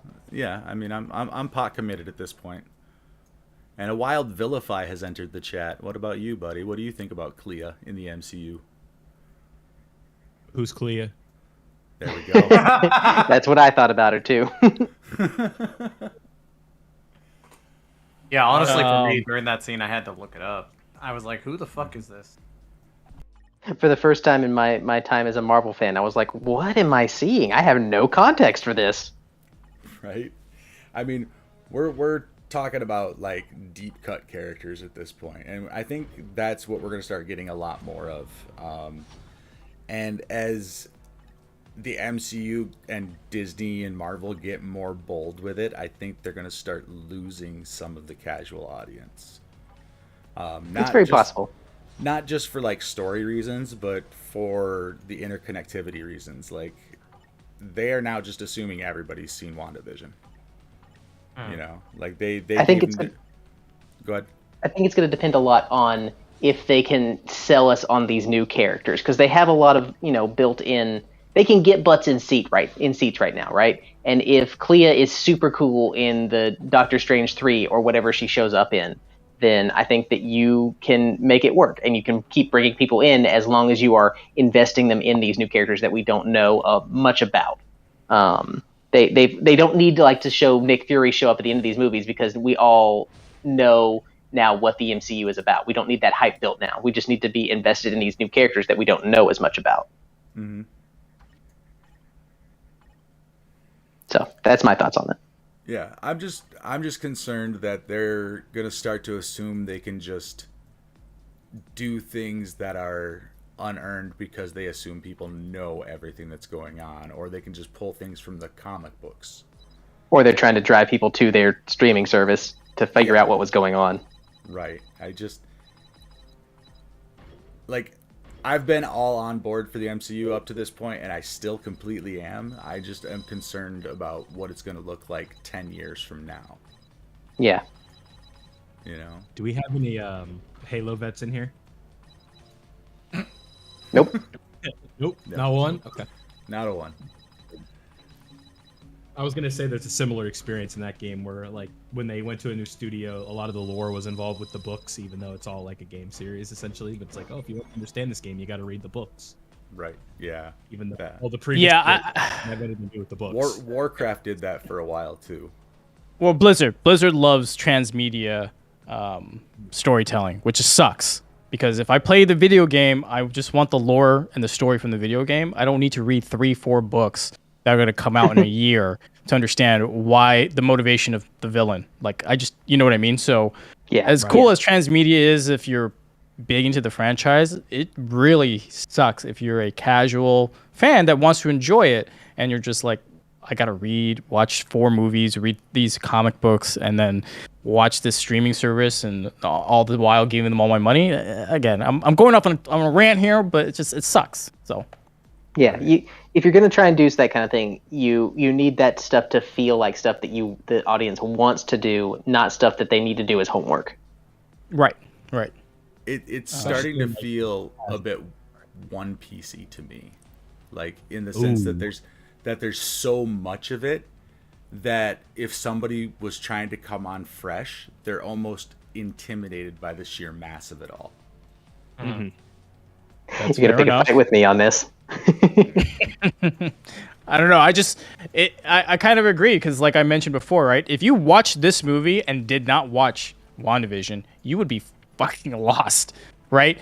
And even those who did watch WandaVision, we're still lost. We're like, wait, how did this happen? Like, where did we go? So, again, they need to, like I said before, you could watch the first Avengers, not watch the Captain America First Avenger or the first Thor and whatever, and still enjoy the movie for what it is.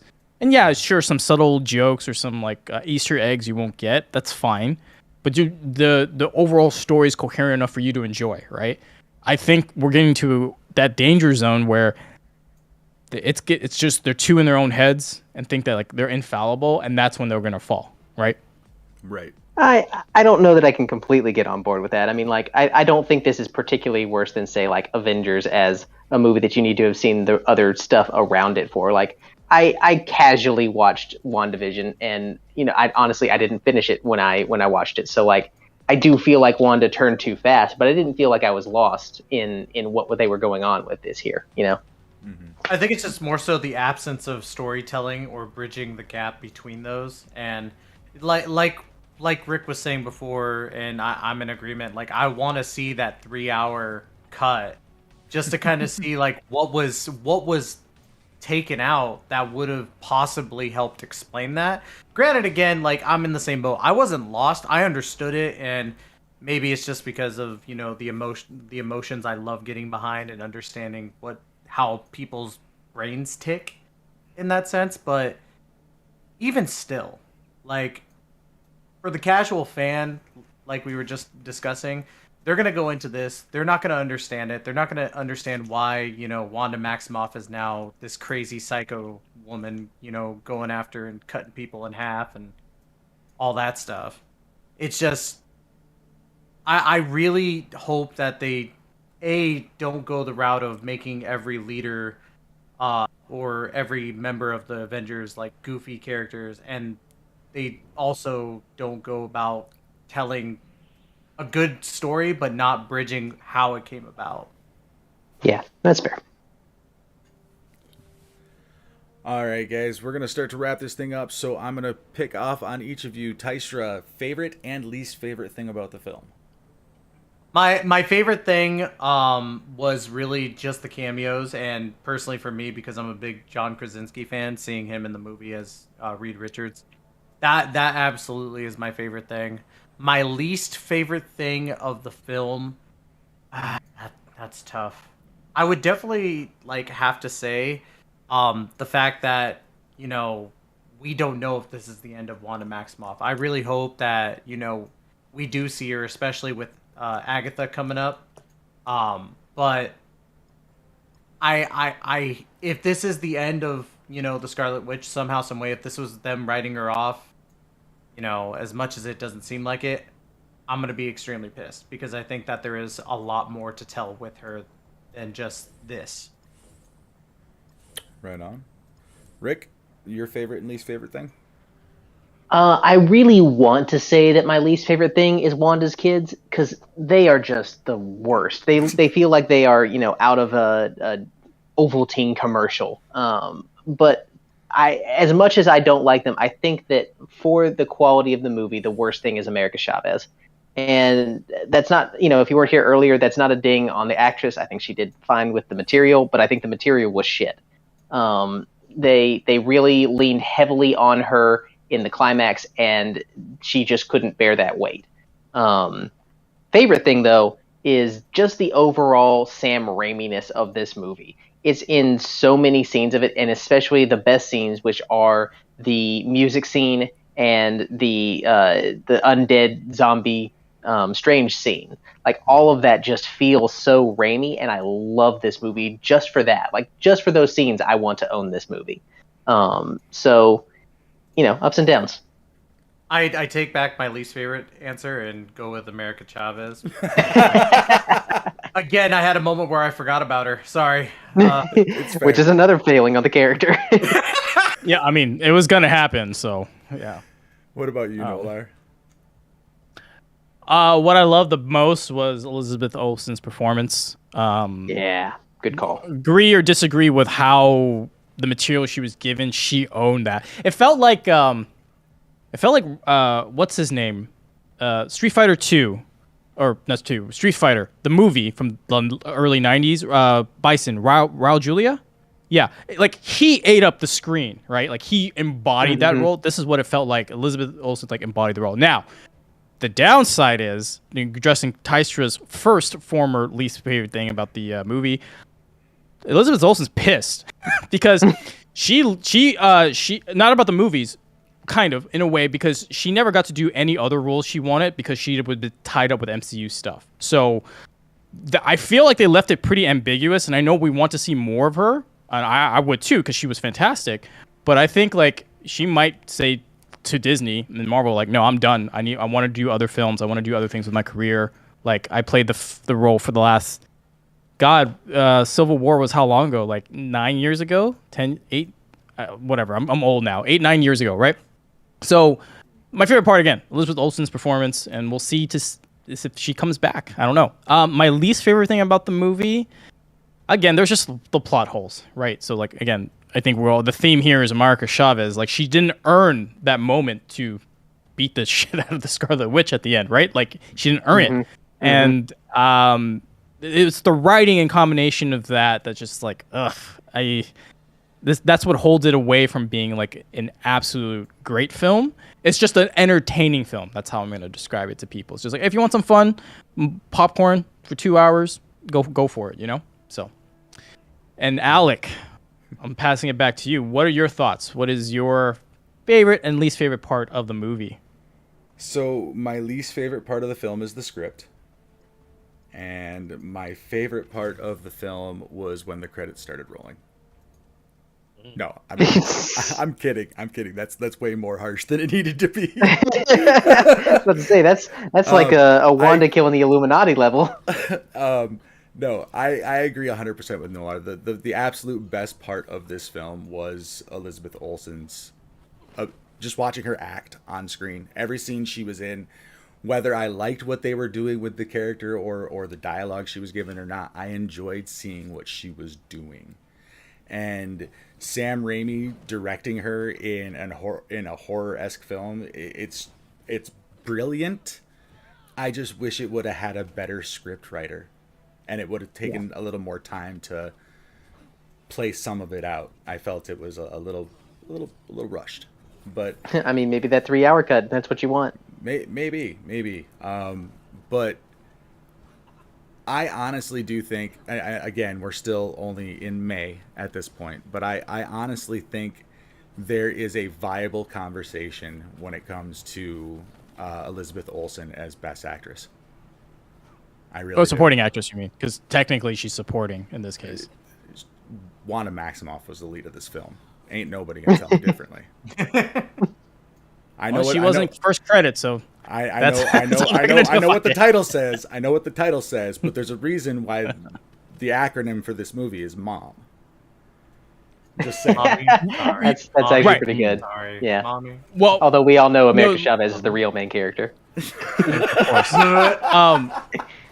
No, that was the funny thing, right? I wrote that. I had that realization. Multiverse of Madness. Acronym is MOM. Opened up on Mother's Day weekend, right? This past weekend was Mother's Day weekend, so it kind of played into it. Now, to be fair, it was supposed to come out like last November It was or supposed to something come like out that. before Spider-Man. Yeah. So I mean, things. It just so happened they put it this date, right? So Right. coincidence more than intention. So, but I'm assuming, Vilify, you have not seen the film. I was just gonna give a Spider-Man take while I was thinking about it. All right, Just gonna- Spider-Man take. All right, Andrew's the best Spider-Man. Fair enough. Correct. And on that bit of falsehood, we will we will end this show. Thank you guys for hanging out with us. I can't wait to spoil more movies for you guys in the future. The next one for sure is Thor, but we might do something else. I don't know. That'll be a fun one. Yeah. Take it easy, guys. Yep.